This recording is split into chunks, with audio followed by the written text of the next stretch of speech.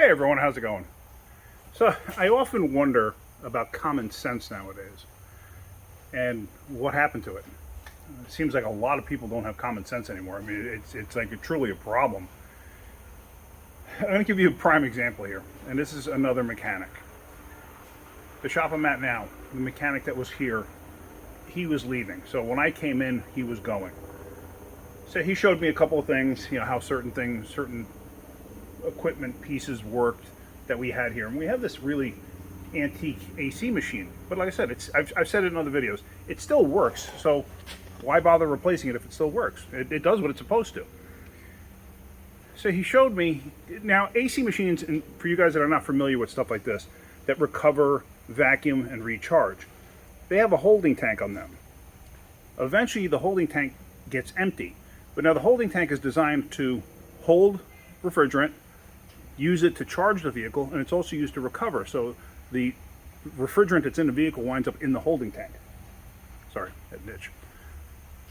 So sometimes you wind up using more refrigerant than you had in the machine. So eventually you got to recharge the machine.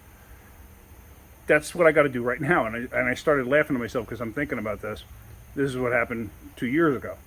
So he shows me this coupler. And he says, don't lose this. You need this to charge that machine. I said, okay. Then he proceeds to show me how it works. So here's the AC machine. Like I said, it's an antiquated thing, but it still works. Here's your manifold gauge set that is hooked to the machine. So any refrigerant comes in through that. So now, he says, you take this and you screw it on here. And he said they lost this once and they had a heck of a time getting a replacement.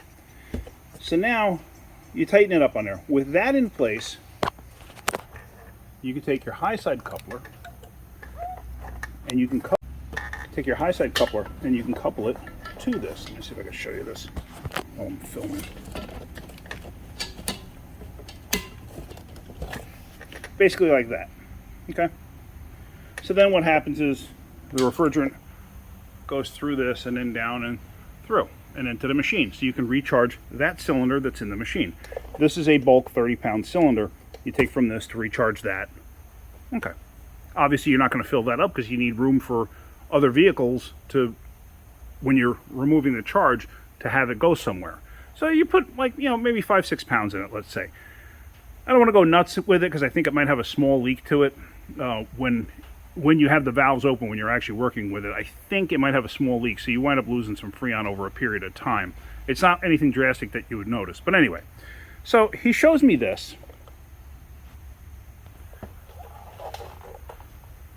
So I said, you had a hard time getting that, huh?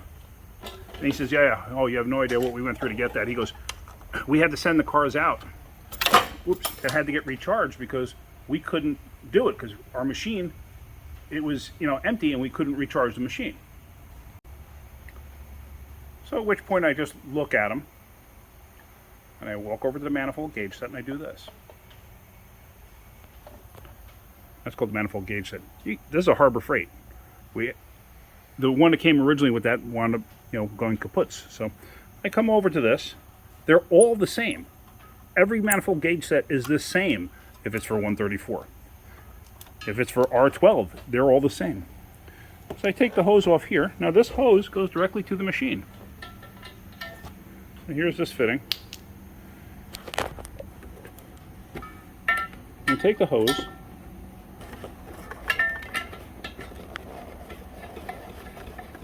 I come in. And I screw it to that. Basically bypassing the manifold gauge set. So now we can recharge the machine directly through the tank instead of going through the manifold gauge set and then into the tank. That's like if you wanted to pull into your driveway and instead of pulling onto your street and then going into your driveway, it's like driving it completely around the block to come in from another direction to go into your driveway.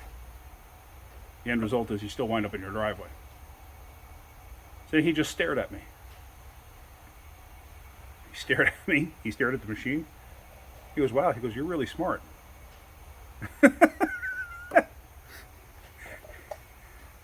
I didn't want to insult the guy, but I was kind of like, it's not that I'm I will never sit there and say I'm really smart, but I like to think that I have got common sense. So now I'm going to recharge the machine. The machine is empty, and I got this Acadia here that I just put a AC compressor in. I didn't video it or anything, but I got to recharge the machine because now I got to recharge the car. The AC compressor let go, and all the Freon came out. The front seal blew out. It didn't seize up or anything. You could still turn it, but the front seal blew out, and the thing lost all its refrigerant that way. So let me just show you this real quick. So I already opened the valve on there, and you got to flip it over so you get liquid out of it. Now come over here. Oh, I already had the valves open. Okay, forgot all about that. So now you come over here, and you hit tare to zero out your scale. I got to change the filter in it. So now you hit recover. And you will see it should start drawing in any second. There we go. Come on. I was just about to go and double check that I actually opened the valve. I was like, man, I know I opened that valve. I guess it took a second because it purged out air that was in the line or whatever. So sometimes basically it boils down to think outside the box. That's really all it is. Think outside the box. It's, like I said, it's common sense. It's not that difficult. And unfortunately nowadays I found more and more people don't have common sense. So anyway, if you're getting something out of my videos, hit that like button. If you could, please subscribe. All right, guys, have a great day. Sorry for the glare. Have a great day. Keep wrenching.